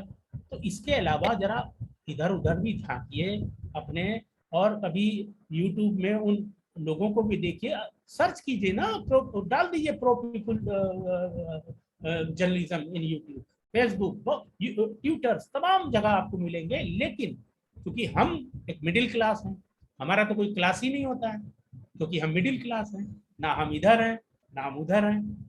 हम छड़े रुष्टा छड़े तुष्टा हैं। हम जरा में खुश हो जाते हैं, हमें डीए बढ़ा दिया, आहा, आपकी तो तनख्वाह बढ़ जाएगी भाई, 7,000 बढ़ के आ रही है। और डीए नहीं बढ़ा रहे हैं महंगाई के बाद भी, तो बड़ी चोर सरकार है। तो ये जो मिडिल क्लास वाला जो मेंटेलिटी है, उससे आपको एक क्लास में खड़ा होना होगा, आइदर इधर आइदर उधर। तो पाश की कविता है ना कि कामरेड बीच का रास्ता नहीं होता, ये पाश की पंजाबी कविता है कि कामरेड साथी बीच का रास्ता नहीं होता है, आप इधर हैं या उधर हैं। तो तय करना आपको है कि आप किधर हैं। जिस दिन आप तय कर लेंगे अपने राजनीतिक विवेक कोट इन कोट, समान विवेक नहीं, राजनीतिक विवेक से जिस दिन आप सोच लेंगे कि हमारे समाज, हमारे बच्चों के लिए, आने वाली पीढ़ियों के लिए क्या उचित है, हम इधर जाएं उधर जाएं, उस दिन इस सवाल का जवाब आपको मिल जाए। बिल्कुल, बहुत बहुत धन्यवाद सर, आपने बहुत सार्थक प्रसंग के माध्यम से बात बताई। एक महत्वपूर्ण सवाल है सर सोशल मीडिया के संदर्भ में, गोपाल कुमार जी और डॉक्टर अर्चना दोनों का इस सवाल के संदर्भ में जिज्ञासा है। आज के समय में यूट्यूब आदि माध्यमों में कई नए न्यूज चैनल शुरू हो गए, साथ ही फेसबुक, व्हाट्सएप आदि माध्यमों के भी कई न्यूज चैनल के माध्यम से न्यूज फैलाए जाते हैं। क्या सोशल मीडिया के आने के बाद मुख्य धारा के पत्रकारों पर दबाव बढ़ा है? निश्चित तौर पर बढ़ा है। उनका झूठ खुल जा रहा है। वो जो बता रहे हैं चीख चीख के, चिल्ला चिल्ला के, तो लोग हंस देते थे। वो पतुरिया आई थी ना, ऐसे गांव में बोलते हैं, वो पतुरिया आई बोल रही थी, देखा ये सच्चाई बात। ऐसे जाइए गांव में, लोगों से मिलिए, तब पता लगेगा कि कहाँ कैसे कैसे दरक रही है चीजें, कैसे कैसे चीजें बदल रही है। वो एक्सपोज हो रहा है, हर चीज एक्सपोज हो रहा है। आप ये नहीं दिखा रहे हो किसानों के भूख से आत्मदाह कितने लोगों ने किया। इलाहाबाद का ही आंकड़ा, कल मुझे वहाँ के पूर्व छात्र संघ अध्यक्ष हैं Lal Bahadur Singh, gold medallist, physics के टॉपर, और किसानों के बीच काम करते हैं, वो बता रहे थे कि इलाहाबाद में ऐसा कोई दिन नहीं जा रहा है जिस दिन आत्महत्या किसान ना कर रहे हो। तो आपको डाटा खुद भी कलेक्ट करना होगा। हर चीज रेडीमेड नहीं है कि 10 रुपए का लिया तो कैंची से काटा, चखना बना लिया, खा लिया, मस्त हो गया ना, ये नहीं चलेगा। थोड़ा आपको भी मेहनत करनी पड़ेगी, थोड़ा हमें भी मेहनत करनी पड़ेगी, लोगों को जागरूक करना होगा। और इस सोशल मीडिया ने तो ऐसी खिल्ली उड़ा रखी है इन लोगों की, हम आप देखो जाके वो क्लिप्स लेके कि देखिए यहाँ जबान फिसली, ये झूठ बोला, फिर नीचे कमेंट। और कुछ चैनल तो ऐसे, कुछ बहुत जाबाज लड़कियां हैं कि जो इन चैनलों की पूरी खबर का विश्लेषण कर रही हैं, उसी अंदाज में कर रही है, उसी तरह चीख चिल्ला के इनके मतलब ठीक से इनके एक एक पोस्टमार्टम कर रही है, हो रहा है और लोगों तक पहुंच रहा है। आप देखिए ना कि ये मोबाइल नाम का जो आइटम है ये सब गांव तक पहुंच गया। आप किसी भी चले जाओ पंचायत में, पहले जो हुक्का पी रहे होते थे, ताश उस खेल रहे होते, तो आजकल बूढ़े भी यूट्यूब लगा के बैठे रहते हैं। पश्चिमी उत्तर प्रदेश अभी गए थे तो देखा कि किसान लोग वो बीच में जब मैं गया तो देखा कि यूट्यूब में अपने किसान आंदोलन, राकेश टिकैत ग्रुप, ये सब खोले बैठे हैं। तो ऐसा नहीं है कि हम, क्योंकि वो हमारे घर के ड्राइंग रूम में उसकी घुसपैठ है, हमें उसमें सिर्फ एक रिमोट उठाना है, बटन दबाना है और उसका हम पैसा देते ही नहीं समझ आता है। वो जो आपसे वीडियोकॉन हो, चाहे फलाना हो, चाहे टिकना हो, जो पैसा ले रहा है आपसे 900 रुपये, 1000 रुपया, 2-2000 रुपये महीने का, तो आप लगता है दबा लो यार, एक बार देख लें, उतना ही पॉइजन मिल जाता है। आप ये क्योंकि आपके अंदर रुचि नहीं है उस चीज को जानने की, आप यथास्थितिवादी है कि भैया हम लोग तो मास्टर लोग हैं, हमारा तो अपना आ जाता है 70-80 हज़ार रुपया, लाख रुपए वगैरह वगैरह। मैं पत्रकारों को भी बहुत तनख्वाह मिलती है, ऐसा ना समझिएगा, मैंने भी बहुत मोटी तनख्वाह में नौकरियां की है, ऐसा नहीं कि मैं तो क्योंकि अब हम आप साथियों के बीच में बात करें इसलिए मैंने इसको लाइटर वे में कहा है, इसको अदरवाइज कतई नहीं लीजिएगा कि आप एक प्रोफेसर को जितनी तनख्वाह मिली उससे ज्यादा में मैंने भी काम किया है। तो एक मैं उदाहरण देता हूँ कि एक जो बंदी बनाई चीजें होती हैं उसमें ग्रोसरी का ये हो गया, बच्चे की फीस का ये हो गया, आजकल ऑनलाइन है तो उसको एक लैपटॉप भी दिलाना है एप्पल का, तो हमारा कैलकुलेशन रहता है 30 दिन का। तो हमें थोड़ा सा उस फ्रेम से निकलना पड़ेगा और देखना पड़ेगा, खिड़की खोलनी पड़ेगी। हम नहीं कह रहे हैं दरवाजा आप खोल दो, हम कह रहे हैं अपने कमरे की, अपने दिमाग की एक खिड़की खोलो, उससे झांको, सामने दूर रोशनी जरूर दिखे। बहुत बहुत धन्यवाद सर। अंतिम 2 प्रश्नों का संक्षेप में आपसे जवाब चाहेंगे। एक है डॉक्टर नोरेम सांताक्रुज, उनका क्वेश्चन है, पहले आपके की गई बातों पर कमेंट है। दैट्स क्वाइट ट्रू सर, पत्रकारिता has always played the role of criticising the government and its policies wherever it feels necessary, but it seems that is not in the current scenario. What could be the far-reaching consequences? आलोचना आज के समय में कम हो गई है, एक समय में होती थी, जहां जरूरत लगती थी हर जगह आलोचना होती थी सरकार की व्यवस्था की, चीजों की, लेकिन आज के समय में ये सिनेरियो बदल गया है, तो इसके आगे के कॉन्सिक्वेंसेस क्या होंगे, उनका सवाल जी। जो प्रोफेसर साहब ने जो सवाल किया है, मुझे लगता है कि मैं इसका जवाब कई बार दे चुका हूँ आज की बातचीत में कि आज पत्रकार आलोचना कम हो गई, तो मैंने बता भी दिया कि आज अखबार पत्र में पत्रकारों की कोई अहमियत नहीं रह गई है। पत्रकार को पट्टा जरूर लटकाए हैं, वो मीडिया कर्मी जरूर हैं, लेकिन वो मीडिया कर्मी विवेक से काम करने वाले नहीं है। उसमें मालिकों का कब्जा हो गया है, उसमें जो इंडस्ट्री है उसमें लाभ कमाने की प्रवृत्ति आ गई है।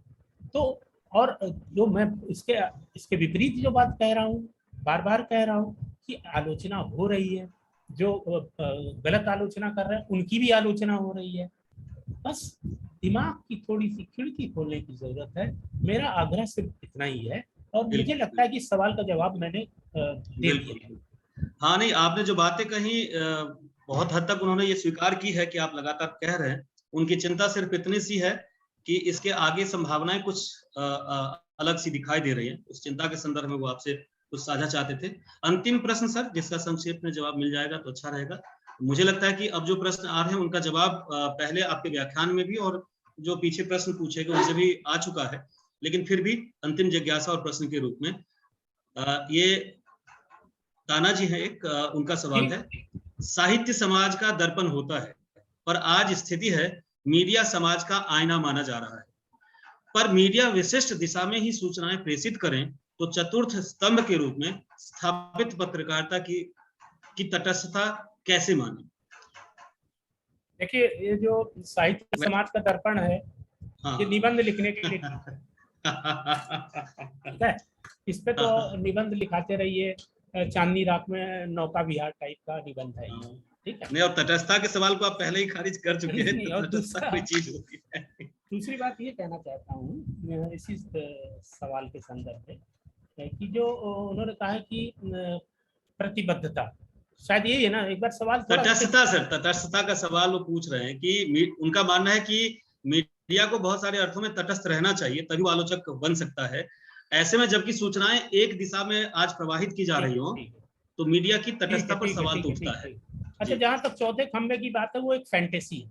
हाँ वो एक फैंटेसी है कि कोई खंबा उम्बा है नहीं जी। और ये क्या कहते हैं कि कुछ लोगों ने इसको बना दिया अपने अपने क्या कहते हैं कि महत्व को बढ़ाने के लिए।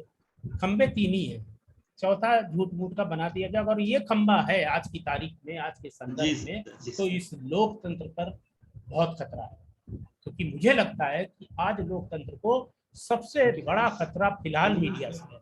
क्यों? क्योंकि वो गलत सूचनाएं और लोगों पर को प्रसारित कर रहा है, जन विरोधी सूचनाएं प्रसारित कर रहा है, दो समुदायों को लड़ाने वाली सूचनाएं प्रसारित कर रहा है, और जो अत्याचार दमन ये है दलितों पर, अल्पसंख्यकों पर, पिछड़ों पर जो अत्याचार और दमन है, इनकी कोई खबरें नहीं दे रहा है। ठीक है, तो ये चौथा कोई खंबा नहीं है। और तटस्थता की बात है, तो मैंने पहले ही आपसे कहा कि जो किसी की कविता है, नाम नहीं याद आ रहा है किसकी है, जो तटस्थ है वो मारे जाएंगे। मुझे अभी चूंकि जी, हेलो, आपकी आवाज नहीं आ रही अरविंद? मेरा ख्याल है शायद राजेश जोशी की शायद ये कविता, अब मुझे नाम एग्जैक्टली नहीं आ रहा है। जी। कि जो तटस्थ है वो मारे जाएंगे। तो तटस्थता, मैंने शुरू में भी कहा, ए पॉलिटिकल कुछ नहीं होता। ए पॉलिटिकल लोगों का भी एक ग्रुप होता है। आप या तो इधर हैं, आप या तो उधर हैं, ये आपको तय करना है। और मीडिया की तो तटस्थता का प्रश्न ही नहीं उठता। मीडिया पूरी तरीके से क्या कहते हैं कि सत्ता पक्ष के अधीन हो चुकी है। खासकर जो कथित इंडस्ट्री वाली मीडिया है, जो जिसको हम उद्योग कहते हैं, मीडिया इंडस्ट्री कहते हैं, मैं उसकी बात कर रहा हूँ। और अरविंद जी, शायद मैं पूरी बात कह चुका अपनी, और लोग शायद संतुष्ट होंगे, और असंतोष बाकी है तो मैं समय आप बढ़ा सकते हैं। नहीं, प्रश्न तो जो मूल प्रश्न थे वो लगभग आ चुके हैं, और बाकी हम जानते हैं कि जिज्ञासाओं का कोई अंत नहीं है, और वक्तव्यों से या इस तरह के व्याख्यानों से समस्याओं के समाधान नहीं मिलते हैं। इसीलिए व्याकुलताएं भीतर लगातार बनी रहती हैं, प्रश्न लगातार बना रहता है। तो उन प्रश्नों के खाके में हमने लंबी बातचीत की, और आपने सर उस पर बहुत ही। अरविंद जी, एक कुछ लोगों ने, मैं मैसेज देख रहा था, कुछ लोगों ने कहा है कि ग्रुप में मेरा नंबर शेयर कर जी सर, वो आपका शेयर कर दिया। प्लीज सर ने मैं शेयर कर दूंगा सर, सबसे ग्रुप में शेयर कर दूंगा।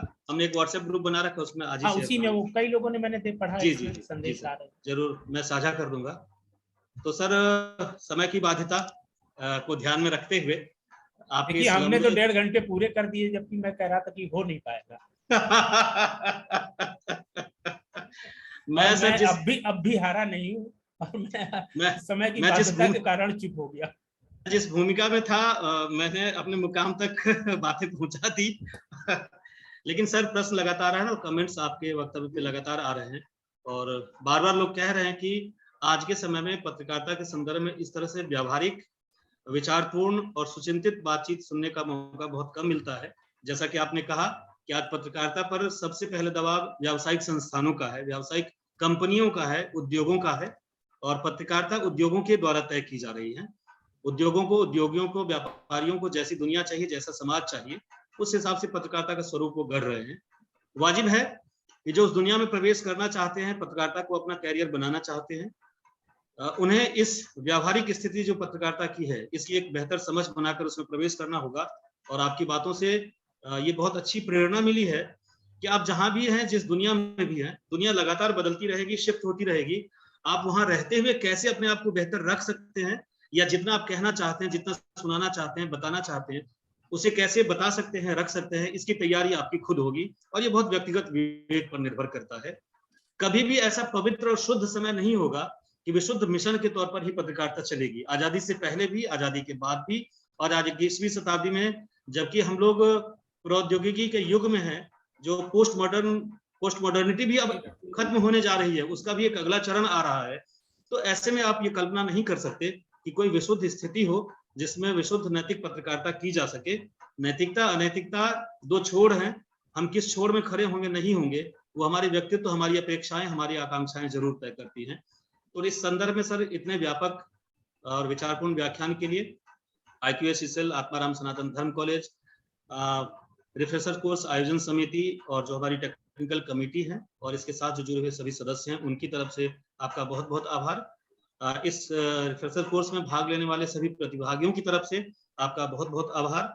साथ में सभी प्रतिभागियों का भी जो सुबह से शाम तक लगातार बने रहते हैं और इस परिचर्या कार्यक्रम का लाभ उठाते हैं, उसमें अपनी प्रतिभागिता लगातार बरकरार रखते हैं, उन सबका हृदय से बहुत बहुत आभार। उन सबके सहयोग और योगदान से ही इस तरह के कार्यक्रमों की संभावना सफलीभूत हो पाती है।